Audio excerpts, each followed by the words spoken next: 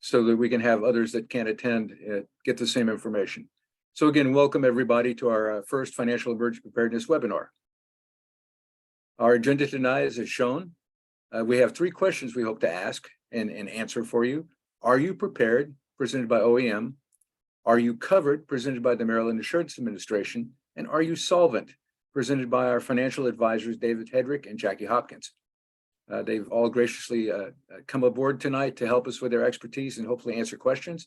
And of course, as we go through this, if you have questions that are either personal to your situation or can't be answered in the time here, we're more than happy to help you after we get off this. You can always reach out to us. You can always reach out to the email that I sent, and we'll make sure and get you the right people as well. So let's start out with the 4 steps to emergency preparedness in general. So we talk about emergency preparedness for all hazards. So you could prepare for a hurricane, or you could prepare for a tornado, or you could prepare for a nuclear strike or a house fire. But they all have a lot of common themes that we do, and there's 4 steps to think about those themes. One is to stay informed, because you can't react or respond to an emergency unless you know it's coming. The second is making a plan, and that's one of the things we're going to talk about tonight, is making a financial plan. The third is building a kit, which in some ways we'll also be talking tonight, but it'll be a financial kit. And we're going to introduce you to an emergency financial first aid kit. And finally, get involved. And the fact you're on this call tonight is an excellent indicator of getting involved. Either you're interested in improving your financial literacy and financial emergency preparedness, or you're helping others do it. And we hope you do both. So yourself, your family, your neighbors, maybe your friends, co-workers, or again, houses of worship member or church members. So again, if you talk about these 3 steps, you'll be prepared for almost any emergency. I'll put in a shameless plug for the Office of Emergency Management. We have preparedness preparations that cover all these things in general, for families, for businesses, for different seasons. So if you just reach out to us, we'll give you the address at the end. This presentation tonight, this little webinar, is going to be for individuals and families primarily. If you own a business, small or large, there is a second preparedness presentation we can give you aimed specifically at business, or you can reach out to some of the other people on the call and ask questions later. Before we start anything else, I'd like to have everyone look at this slide and think about this so you leave nothing else tonight. Alert Anti-Rental is our emergency alert system. We had 150 buildings damaged or destroyed in the 2021 September tornado down in Edgewater and Annapolis.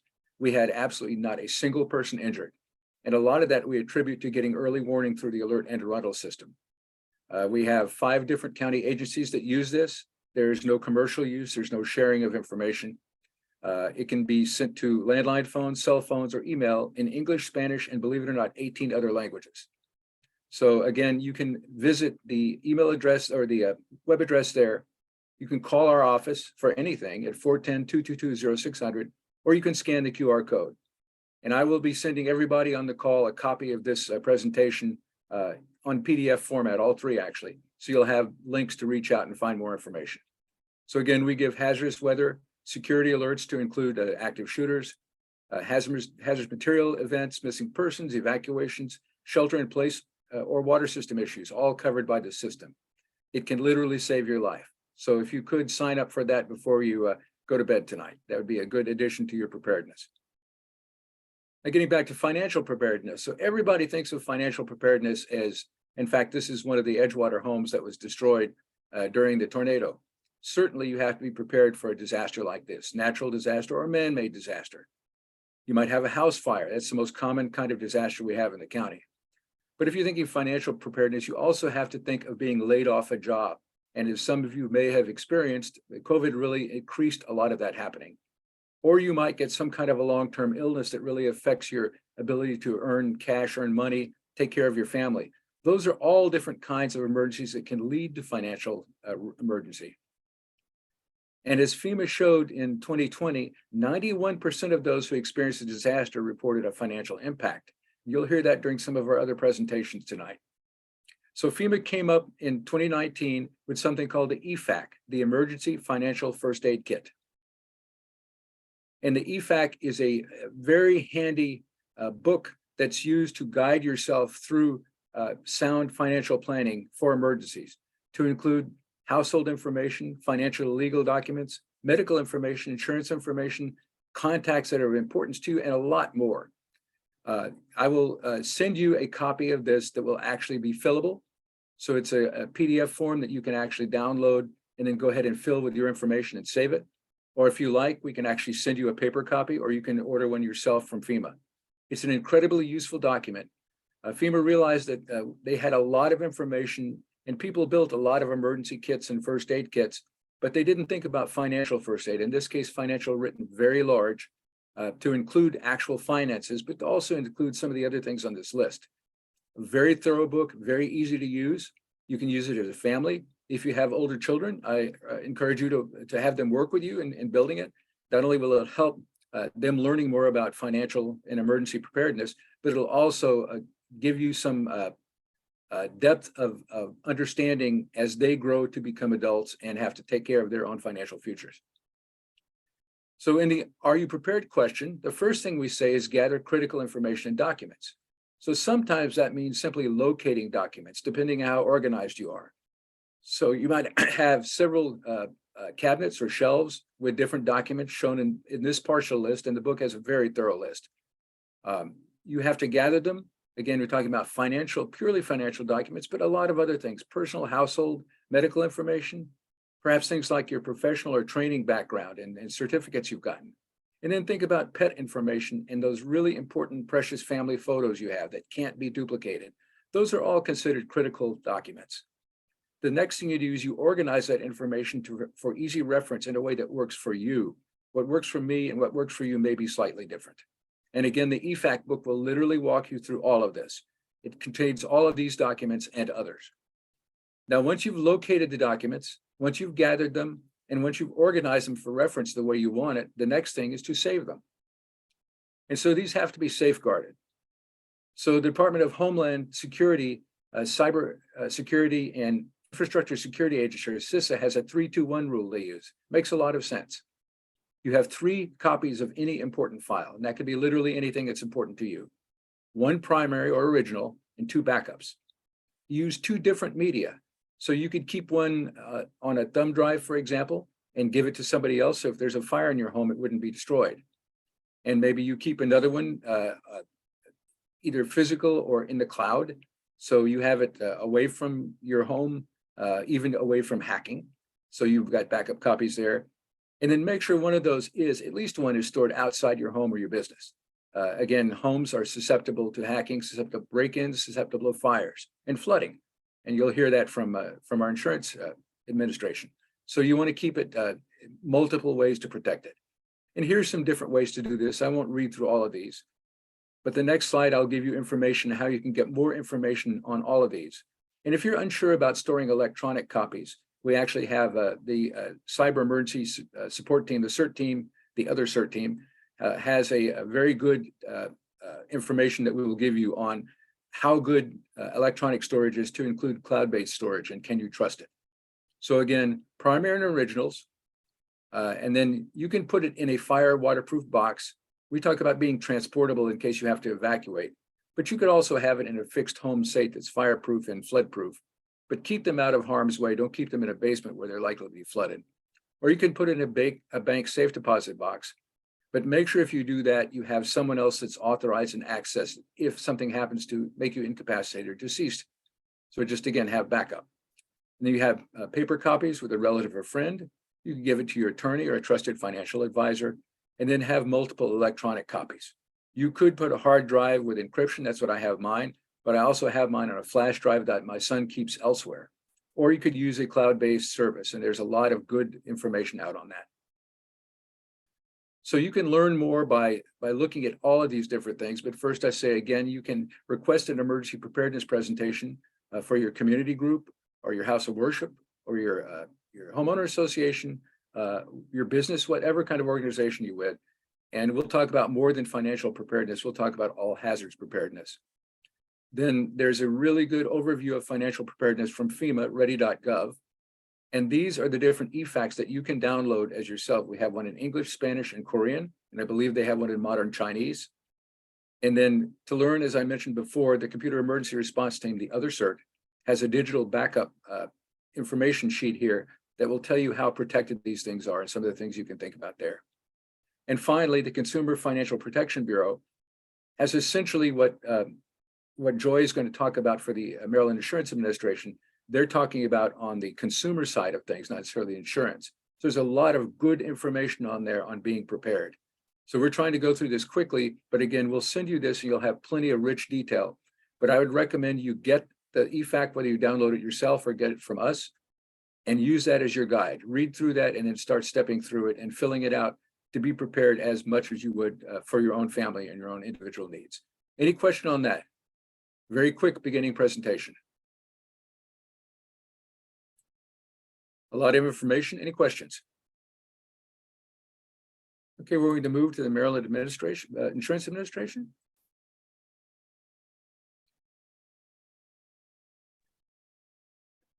Good afternoon, everyone. I'm Joy Hatchett, the Associate Commissioner for the Consumer Education and Advocacy Unit here at the Maryland Insurance Administration. Next slide, please. And tonight I'm going to cover relatively quickly, but as Jim said, he's going to be sending out the slides, some very important information. First, I'm going to explain who we are, and then I'm going to talk a little bit about automobile insurance, and then I'll talk a little bit about homeowners coverage, and then the difference between water damage and flooding. Next slide. So first and foremost, who is the Maryland Insurance Administration? For those of you that have never heard of my agency, we're a state agency, and we're a state regulatory agency. We are the ones that make sure that the insurance companies and the insurance producers, actually, you guys probably know them as agents or brokers, comply with all of Maryland laws. We take a look at the policies they sell to make sure that they are sold in accordance with the law. We look at the rates that they charge. We also investigate consumer and healthcare provider complaints, as well as allegations of fraud. Next slide. And what's really important to you as consumers is we will look to make sure that insurance companies are paying their claims in accordance with Maryland law. And if you believe that the insurance company has taken an action, or either by not paying a claim, only paying a portion of a claim, or canceling your policy, and you believe that's inappropriate, then you can contact the Maryland Insurance Administration, and we will review what they have done in accordance with making sure that they are complying with all of the Maryland laws and regulations. Next slide, please. So tonight, as Jim has indicated, we are going to be focusing on the financial preparedness for disasters. And so what I look at this from disasters is I look at it from the perspective of making sure that you have an insurance policy that will cover any damage that you have as a result of a disaster. And as Jim indicated, the disaster can be a fire, a flood, or tornado, a major windstorm, or whatever. And there are many people that think that the federal government, the state, or the county are going to rescue them and pay for their damages in case something bad happens. As Jim can attest, that does not happen. Basically, first of all, in order for there to be any federal relief, there has to be a federal emergency declaration. And that infrequently happens. And for the state to come in, generally, the level of damage is not significant enough for the state to come in. And we all know that our counties and municipalities are stretched thin. So they don't have the money to put you back where you were prior to a disaster. Therefore, the onus is really on you, the individual. And so one way that you can protect yourself and get back to where you were before disaster is by having the appropriate insurance policy. Now, you may make the decision that you don't want to spend the money on the insurance policy. And so the people that are going to speak after me, they'll talk to you about other financial steps that you might be able to take in order to prepare and pay for the damages. But once again, I cannot stress enough, the federal government, the state, and the local counties are not the ones that are going to make you whole. So let's talk about whether or not, if your automobile is damaged as a result of an event, whether you have the right insurance to recover from that. There's a type of insurance called comprehensive coverage. Sometimes you also hear it called comp coverage or other than collision coverage. And that type of coverage will cover things other than a collision. And it's sort of there if your car is damaged because of hail, flood, hitting an animal, or, and we hear it all the time, the tree falls on your vehicle. If you have comprehensive coverage, your insurance policy will pay a certain amount minus your deductible to repair or replace your automobile. Now, that's if you have comp coverage. If you only have collision coverage, that's, for example, a few years in Baltimore City, there were people that were parked on the side of the street, and the street caved in. Their vehicles fell and were damaged when the street caved in. For those people that only had collision coverage, the damage to their vehicle was not covered.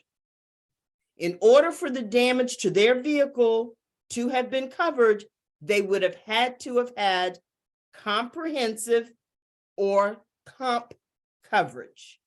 Next slide, please. So one of the big things is ask your insurance agent, do you have comp coverage? And if you don't have comp coverage, ask your insurance agent how much it would be for you to add that coverage to your policy. Now, if one of these bad things like the tree falling on your car that you see in this picture occurs, take pictures and then immediately file your claim. Next slide. Now, one of the things that people will often ask is, okay, well, I don't think the insurance company is giving me enough money for my automobile. If you don't believe that the insurance company is giving you enough, or you don't believe that the insurance company's told you your vehicle is a total loss and we are going to declare it a total loss and we're not going to repair it, you have the right to dispute that. So if you think, first of all, that they're not giving you enough money, then you can show comparable vehicles. And a comparable vehicle is a vehicle that is just like your vehicle before the damage occurred. But it has to be within the radius of the, you can't go to New York to find comparables. If you live in Anne Arundel County, you should be able to find a comparable vehicle in Anne Arundel County so that they can have the opportunity to match that particular cost. Next slide. And when it comes to total loss, a lot of people think that, well, I know it's a clunker, but I love my clunker. Under the law, an insurance company has to declare your vehicle a total loss if the cost to repair that vehicle is greater than 75% of the fair market value. That is written by law, so they don't have any choice.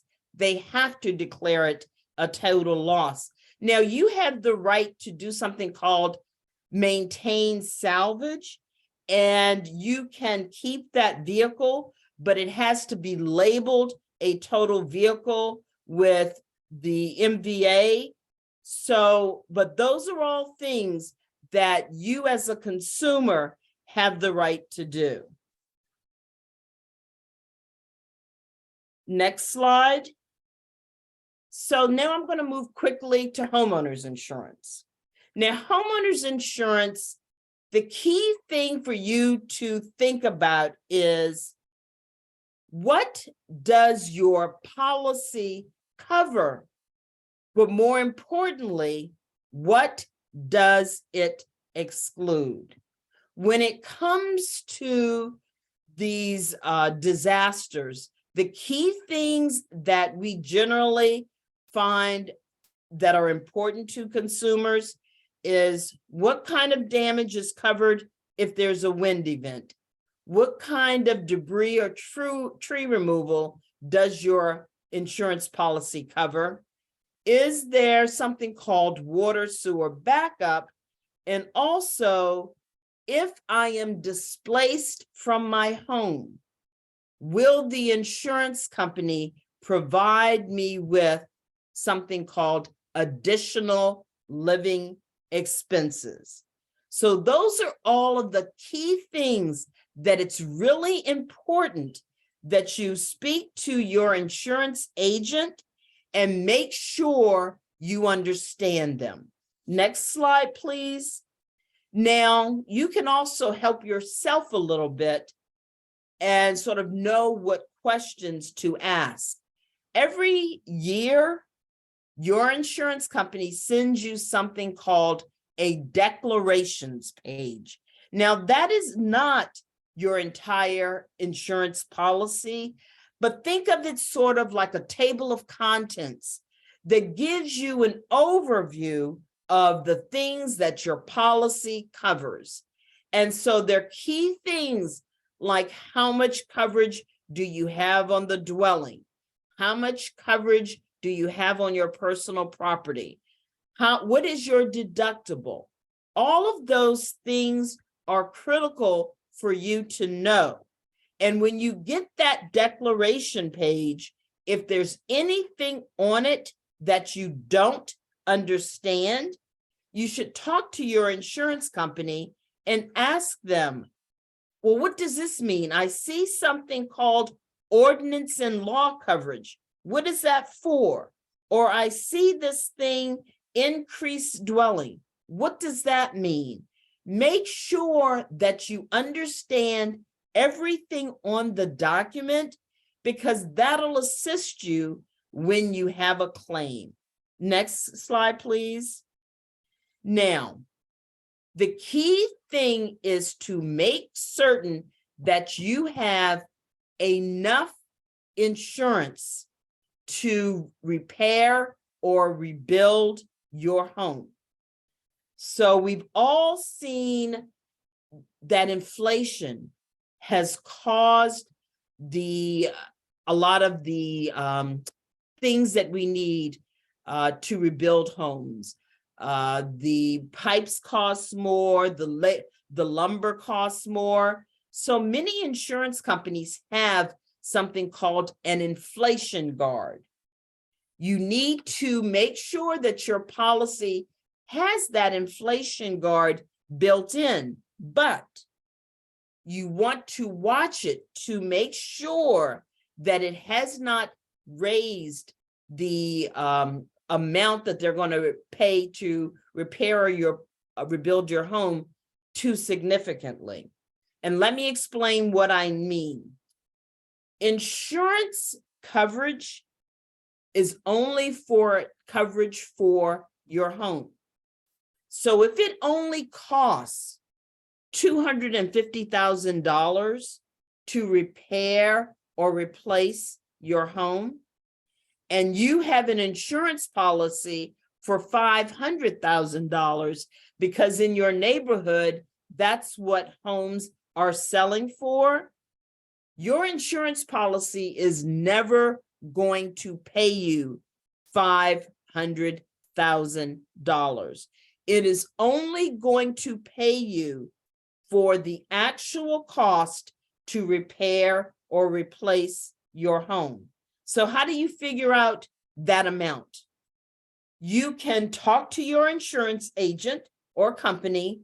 They have all of these different algorithms that they plug in, the square footage of your home, what your floors are made of, what your home is made of, and that'll give them the cost to repair or replace it.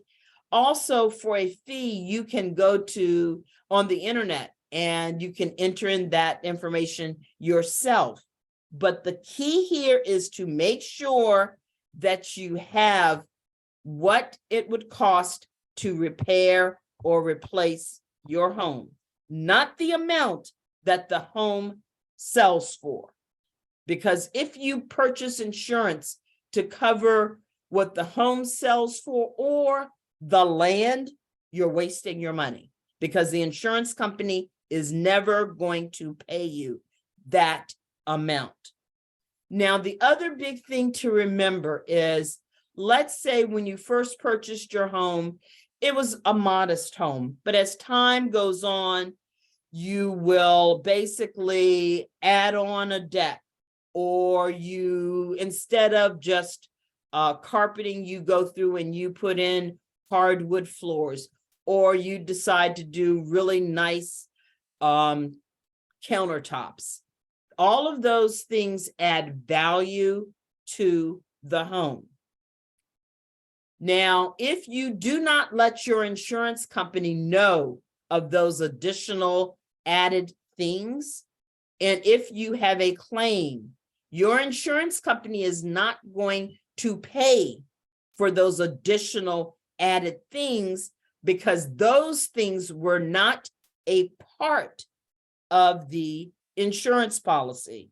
Those added things added value to your home, and that's great, but that's additional value which will require an additional premium. The other big thing that you need to know is there are limits on many things on your policy. There are going to be limits on things like antiques, collectibles, jewelry, computers, all of those things. And some of those limits may be surprising. For example, jewelry. Most insurance policies only cover $500 or $1,000 for jewelry. And that is not per piece. That is for all of the jewelry.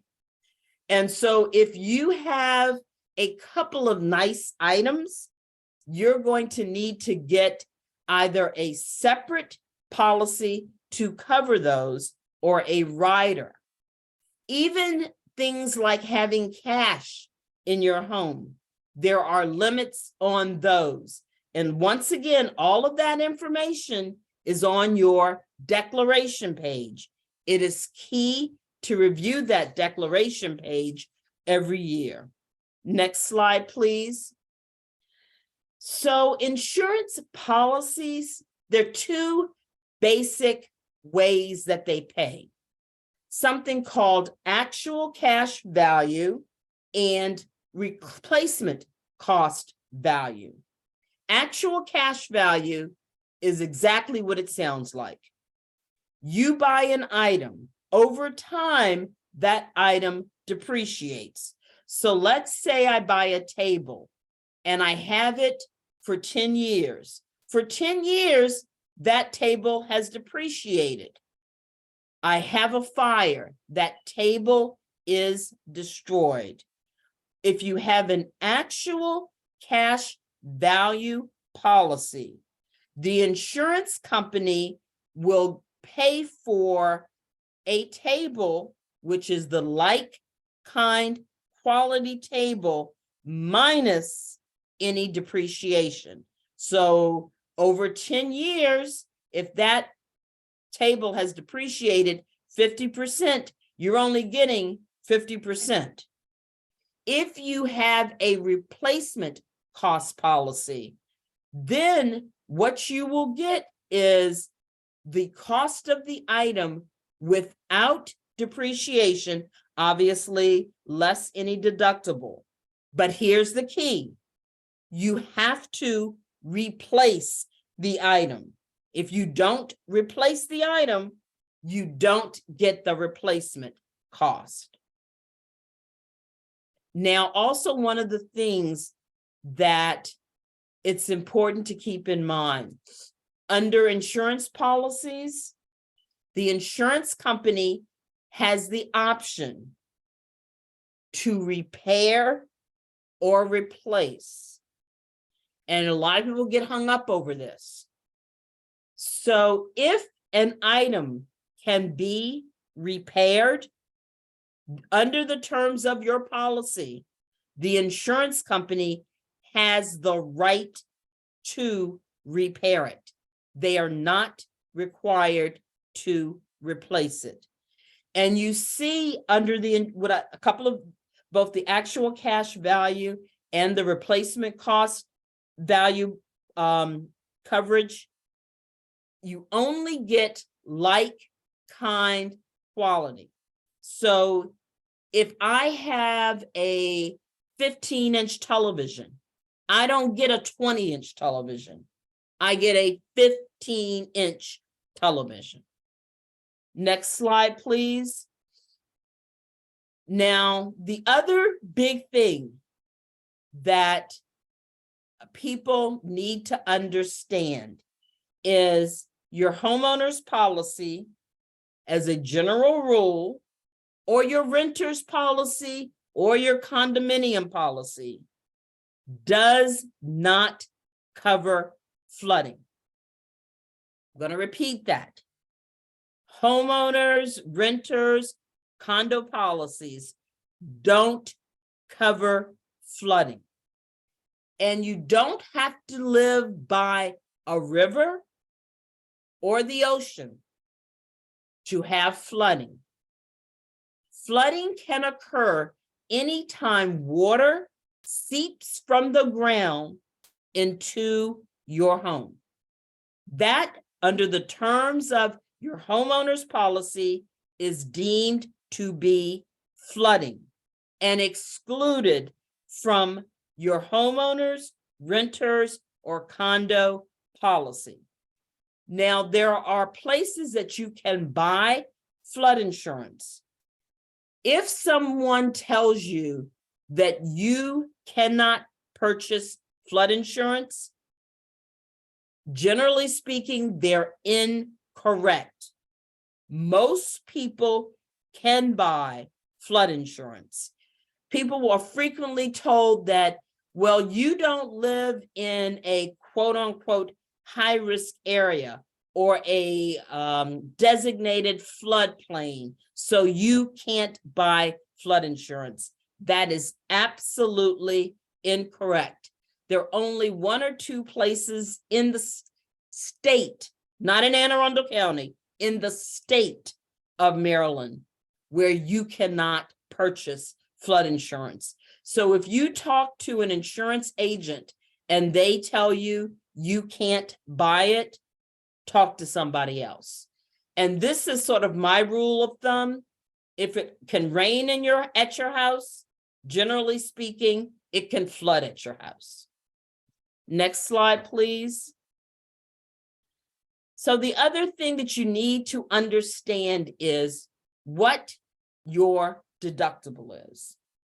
So frequently, for most people, when I started doing this, and I'm not going to say how long ago that was, we were really used to those flat deductibles, either a $500 or $1,000 deductible. And once in a while, people had like a $2,000 deductible.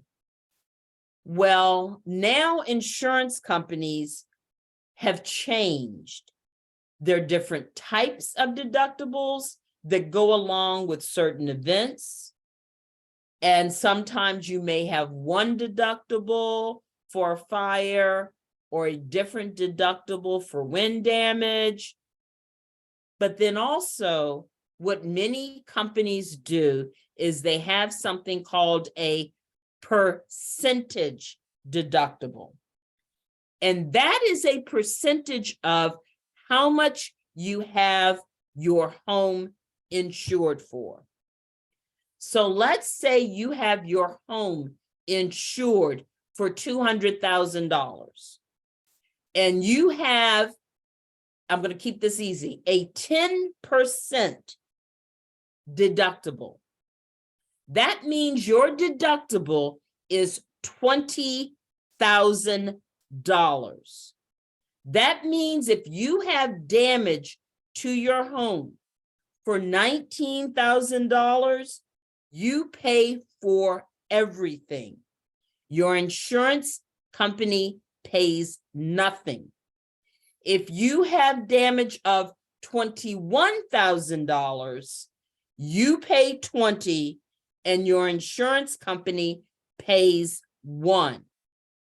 So it is critical that you know whether you have a percentage deductible, what that percent is, and if you have different deductibles for different events. The other big thing that I want to say about deductibles is roofs are very tricky. Some insurance companies will have different ways that they pay for roofs. Some of them will depreciate. Some of them will have different deductibles. So just make sure you understand what your particular policy pays for in the event of roof damage. Next slide, please. Now, I know that I indicated that homeowners insurance doesn't cover flooding, but there are some types of water damage that are covered under your homeowner's policy. Next slide. So this is just the general definition of what a flood is. And remember I said a flood occurs when water seeps into your home. Next slide. So when does your homeowner's policy cover water damage? There are a couple of times. Your homeowner's insurance policy has to offer you something called water sewer backup coverage. And that's an additional endorsement that you pay for. If you don't pay for it, you don't have it. But if you have this water sewer backup coverage and water backs up into your home from a drain or a system that would normally take water out of your home, then your policy, as a general rule, will cover that. Now, one of the things that you need to make sure of is when you purchase this water sewer backup coverage, understand how much coverage you're purchasing. Because It's not going to be the same amount for your entire home unless you purchase that additional coverage. So once again, look at that declaration page and ask your insurance agent if you're not sure. Next slide, please. The next thing that your homeowner's policy may cover, if you have a sudden and accidental burst of a pipe and water goes all over the floor, then generally speaking, your homeowner's insurance policy will cover that. However, if there is a slow leak, and even if you don't discover it, your homeowner's insurance policy will not cover that. So what it has to be is it has to be a sudden and accidental bursting of a pipe. Next slide, please. If rain enters your home from the roof and the roof, here's the key, has been properly installed, then generally your homeowner's policy will cover it. However, if the rain enters through a door, especially with it's on the lower floor or a window, if that water is deemed to be surface water or groundwater, that may be deemed to be a flooding event and excluded. Next slide. So, as I mentioned, you should, if you're inclined to think about getting flood insurance, you can buy it from these 3 places. And more information about these 3 different ways to buy the flood insurance is located on our website. Next slide. And this is information, this is our contact information, as well as information for the National Flood Insurance Program. And I think Jim wants us to wait until all the presentations to take slides, to take any questions. So that ends it for me at this point. Thank you.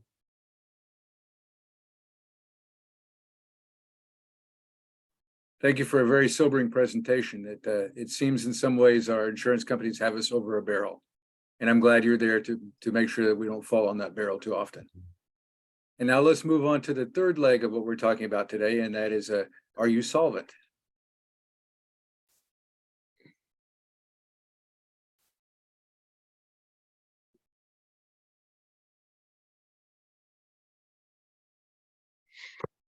All right, Jim, thank you so much. Dave Hedrick, Jackie Hopkins, and we are financial advisors. So just a brief introduction for ourselves. We have 2 offices locally. We have one in the Crofton area and one in Sykesville, Maryland. And really what we want to kind of talk about tonight is, are we personally financially prepared? How many times can we, help each other just to understand what our rights are, what our opportunities are, to make sure that we have that. And Joy, you did a fantastic presentation on insurance, and I hope everybody took good notes, because I know what we sure did. So we're going to go ahead and I'll let Jackie introduce herself, and then we'll kind of get ready, with the next slide. So Jim, if you can go to the next slide, please. Hi, and I'm Jackie Hopkins, and we just want to talk about, these are some of the pictures that we think of when we just think of emergencies in general, and even financial emergencies. People go directly, like Jim said, to floods, to fires, to major disasters that create financial emergencies. But really, a financial emergency is any loss of income you didn't plan for. So maybe it's a car accident, maybe it was a medical event, maybe it was fraud or forgery that created the emergency, or some kind of major repair, even a loss of a job, something that's happened to you. We're going to look financially at what you can do to prepare for that and to kind of mitigate some of that. And if you can go to the next slide, please. And some other things to think about is, are you prepared? What if we're closed? What if the bank you need is closed and you can't get to it? What if the job facility that you're going to is closed and you're out of work all of a sudden? What if the hospital is closed? All of these create challenges for us. What if the internet is down and you can't access things? So we're going to talk about what to do to be prepared when that access is not possible. And if we can go to the next slide. And really, it's how we prepare for a financial emergency. And I love the quote by President Reagan, because President Reagan came into office in the early 1980s when we were having severe economic turbulences. And one reporter asked him, he said, President Reagan, what's the difference between, a depression and a recession? He said, well, a recession is when your neighbor loses his job. A depression is when you lose your job. And so again, a little bit of humor there. But I think really what he was trying to tell us is that we need to be prepared at every, avenue that we come across. And so these are some of the things financially. How do we prepare for these things in advance? And one of the things that we talk to folks about all the time is having an emergency fund, having liquidity in your assets to where you have the ability to get, maintain, and help prepare for these emergencies that will come, not if they come, but will they come, and on a personal level. So keep in mind, even if your property is damaged or destroyed, you're still responsible for paying any mortgage or car payments, regardless of the condition of the property. So again, making sure that you keep accurate records, making sure, again, we all have cell phones now, so we all have the ability to take photographs. Photographs tell a wonderful story, but any receipts, you want to make sure that you keep those and keep a detailed record of those. Okay. You're also still responsible for paying credit card bills. Failure to do so can negatively impact your credit when you need it the most. So making sure if we have automatic payments coming out of our accounts, because our credit card company may be located in a part of the country where there isn't a financial impact or natural disaster. So making sure that they understand exactly the situation that we're in. And so, and if your income is interrupted and you're unable to pay the bills, notify your credit card issuers or notify your mortgage company. Keep detailed records on who you spoke to on the date and the just the overall comprehensive conversation that you have. So, because again, those records, and again, like Joyce said very accurately, is sometimes the insurance companies don't always do what they're supposed to do. But if you have those records, if you have the dates and the times that you spoke to people and the conversation, what it was, it helps you in the long run to be able to make sure that you're staying solvent yourself. So next slide, please.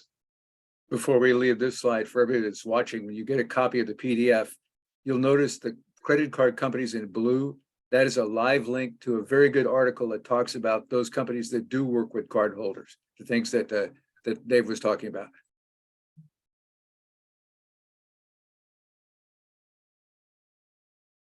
Okay.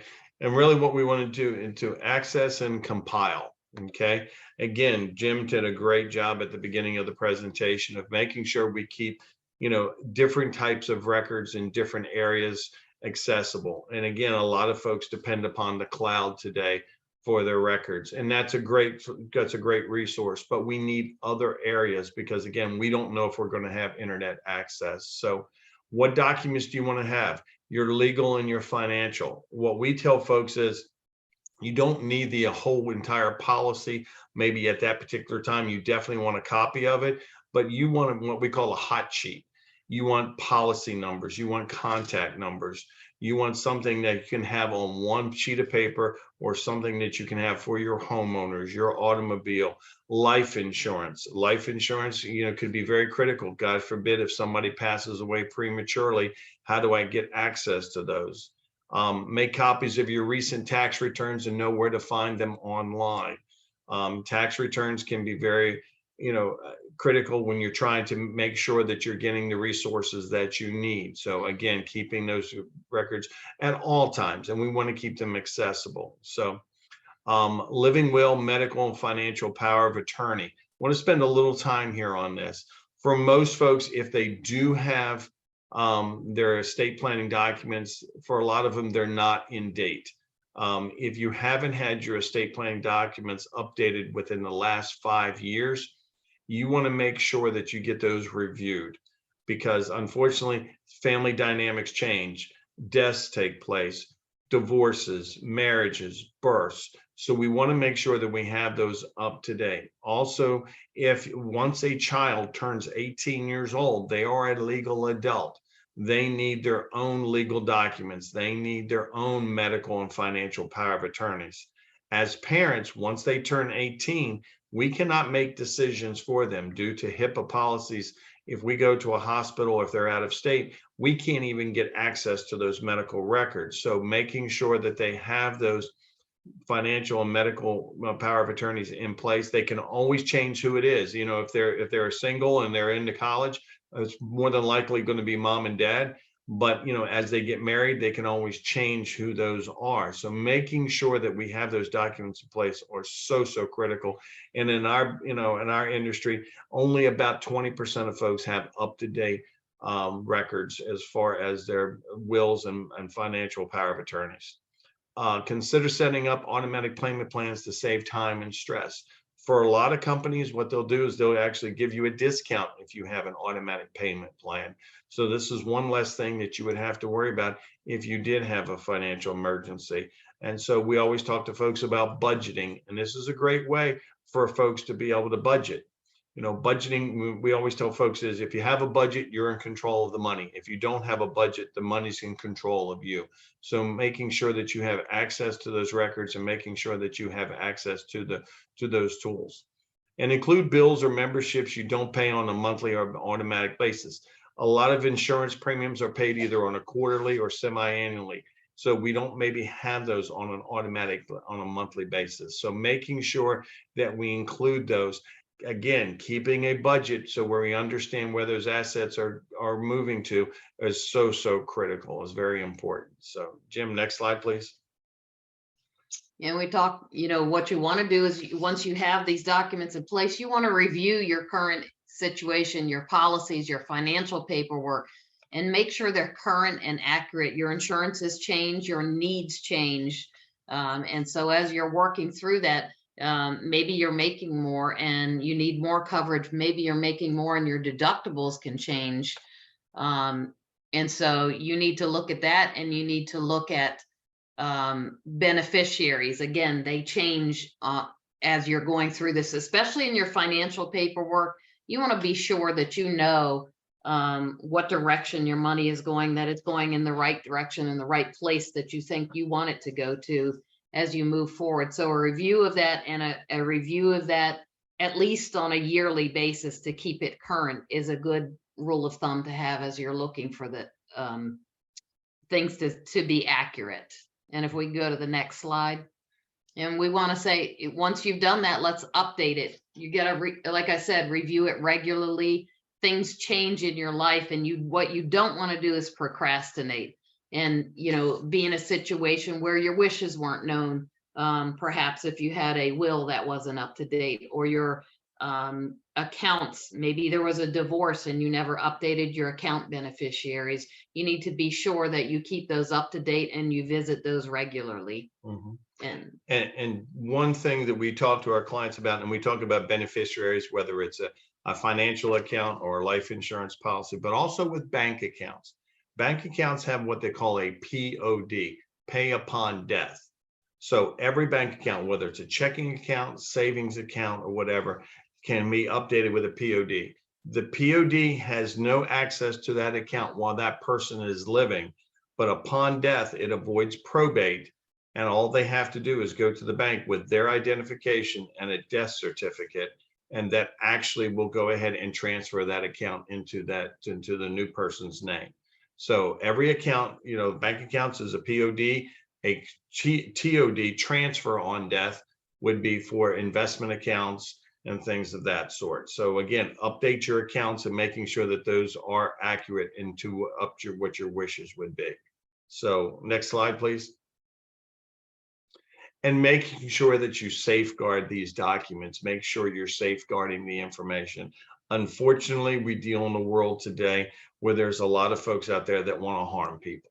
And we want to make sure that those documents are in a safe place to where we can get access to them, whether it is the cloud or whether it is a thumb drive or whether it's paper documents, and making sure that we can actually get access to them when we need them. Okay. And again, I know a lot of folks depend upon the internet, but again, we want to make sure that if we have electronic copies, we have several ways to access those.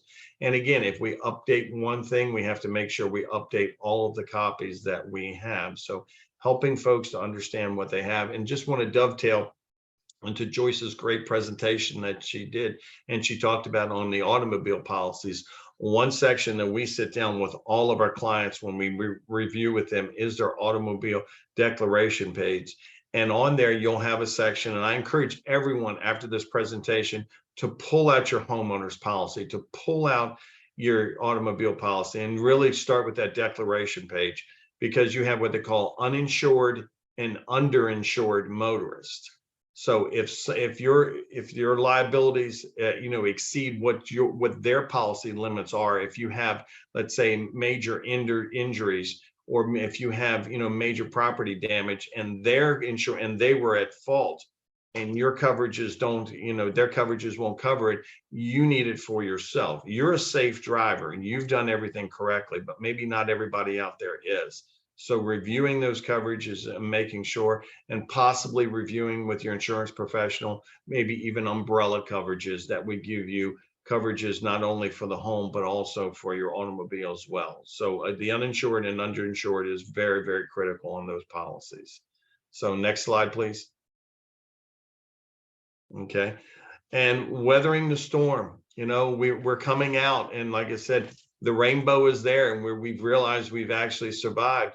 But this is really when the hard work begins. And he said, you're going to be navigating a lot of different things, and there's going to be a lot of things that are coming at you from, different resources, to where you have to make certain decisions with those. So if you have those documents in place, if you have your estate planning documents in place, and, if you would need the medical or financial power of attorneys, making sure that you have those. And this is when the time when you need to get back on your feet. So making sure that you have the, rely on the sources that Anne Arundel County has, rely on the resources that the state of Maryland provides us through the Insurance Commission, but making sure that we have every resource available to us. And one of the things we know, and everyone knows in life, is there is something coming. There's always a 2x4 around the corner, and it's a matter of when that hits you. You could have a wonderful day, and someone can run into the back of your car. You just got hit by a 2x4. You can pick up the phone and hear about the death of a close family member, or a loss of a job, anything. And so you need to be prepared. You need to be prepared emotionally, but you need to be prepared financially for those changes that are going to happen, those unexpected things that are going to happen in your life. And this is what it's about, is being prepared for that. Mm-hmm. Next slide, please.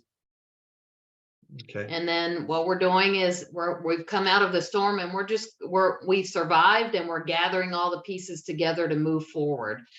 So we're starting to take a look at what that looks like. You need an emergency savings, and that emergency, you need a portion in cash to be prepared. What if the banks are still closed and they're inaccessible? The ATMs don't work. The electricity is down. You need to be able to have money, maybe a month's worth of your savings at home, to where you can take care of the essential things like the food and the gas and temporary housing, things that you're going to need. And then go ahead. We're going to, again, contact credit card companies and see what they can do.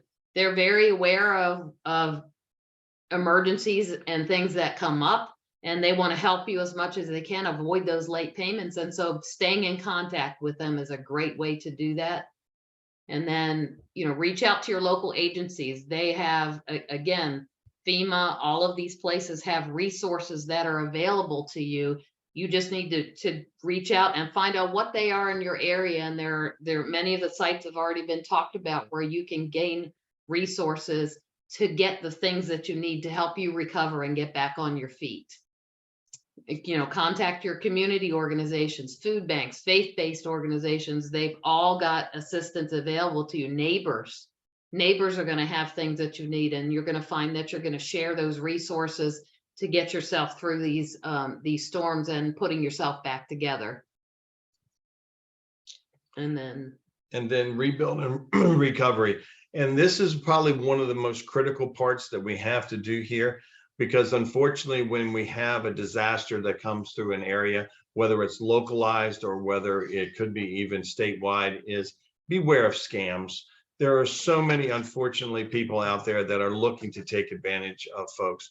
And for a lot of times, these scams are actually aimed at the elderly. And so making sure that if you do have elderly neighbors, if you do have elderly parents or relatives, making sure that we're looking out for them and making sure they don't fall prey to these scams, because a lot of these scams can seem legitimate, but also making sure if there is something that you feel uncomfortable about, report it to the authorities, report it to folks to where they can make the decision whether this is legitimate or not. Okay. Keep accurate records, and as you find out, if you qualify for financial disaster relief, and like Joy said, there's insurance is there to make you whole. And she made a great during her presentation, is if you have a $500,000 policy and your rebuilding cost of your home is $250,000, it's not going to pay you $500,000. Insurance is to make you whole. It's not there to make a profit. So again, understanding those type of limits that you have, and list all property damage and contact your insurance company as soon as possible. Again, photographs, tell the story, take pictures, document, making sure that you have all those. If you have a gas leak, if you have something that's there at the house, turn off the utilities, contact Baltimore Gas and Electric, contact the local resources to where we can get those things to where we can get, first off is safety, second of all is making sure that we don't have a gas leak or something to where there's actually a damage to the neighborhood. And if you're not able to live in your home, you're going to turn those utilities off. You're not using them, so it's a way to save on resources until you get back on your feet. So thinking about those kind of things. And prioritize your spending. Again, all of our clients, we talk to folks about a budget. Especially in times like this, are we budgeting? Are we making sure that we're spending the resources we have in different areas and making sure that we don't overspend in any other particular areas? So again, that is so critical, because the resources are going to be needed at every avenue, at every turn that we take. And then seek out support. Whether, again, contact your insurance companies, let them know what's happening. If you're working with a financial advisor, contact them, because again, how you access resources, whether it's through your retirement accounts, or whether it's through savings, or whether it's through personalized accounts that you have, investment accounts, making sure we don't create tax liabilities at the time when we need them the least. So making sure we're seeking out those professionals and getting their advice, because that's what they're there for. That's what they've trained to do. And then again, I can't emphasize enough for scams.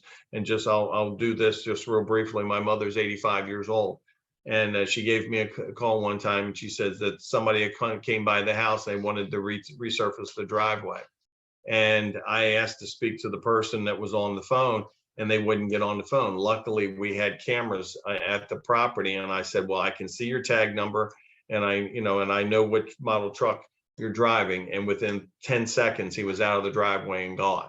So the likelihood is with legitimate contractor is not real good.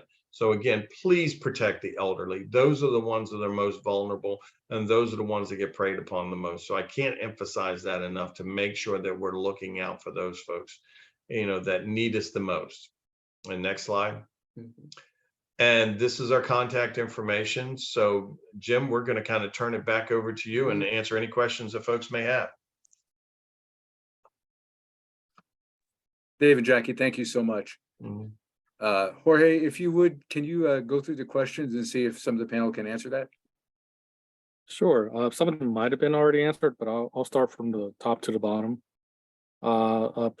So we have, are we able to view our homeowner's policy online?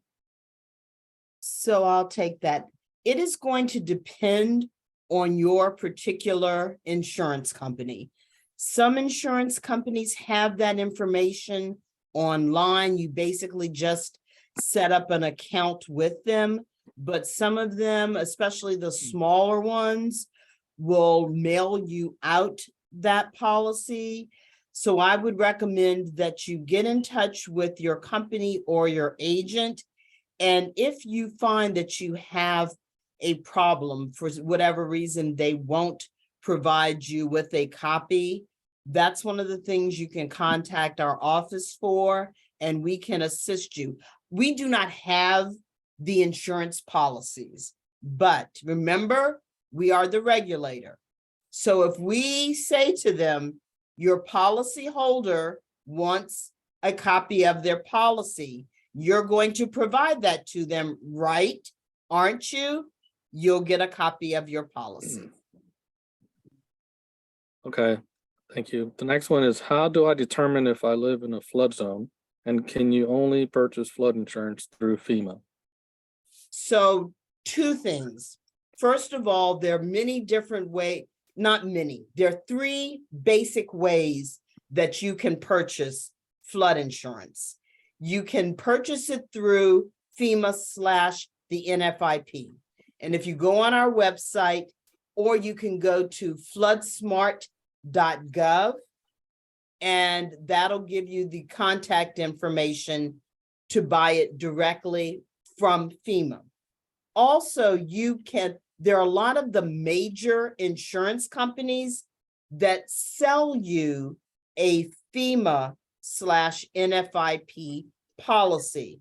It's still going to be exactly the same as what you would purchase from FEMA, but you'll be purchasing it from your insurance company. Now, not all insurance companies do that, but many do. So I would first ask my insurance agent, does your company offer the NFIP policy?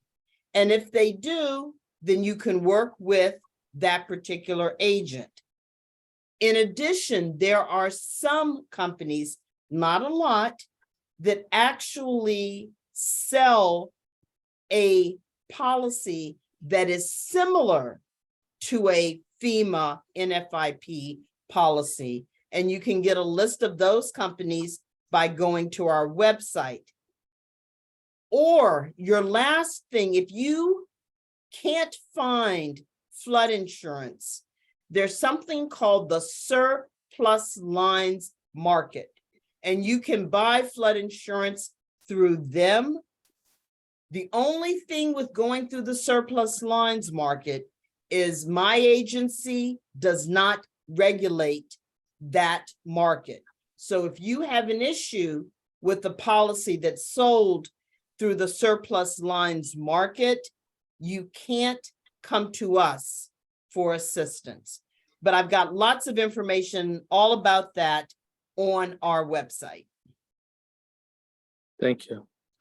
Can you talk about umbrella insurance policies? Okay. So an umbrella insurance policy is just like what it sounds. It's an umbrella. So to the extent that your auto and your homeowner's policy leaves things that aren't paid for, an umbrella policy will cover that gap. So for example, let's say, God forbid, you are in a major accident and you kill someone. And your automobile policy has a $300,000 limit. But the person that you kill sues you for $1 million. Your auto policy is only going to cover $300,000. If you have $1 million umbrella policy, that umbrella policy will kick in the additional $700,000 gap. So it's basically excess coverage to cover the gap.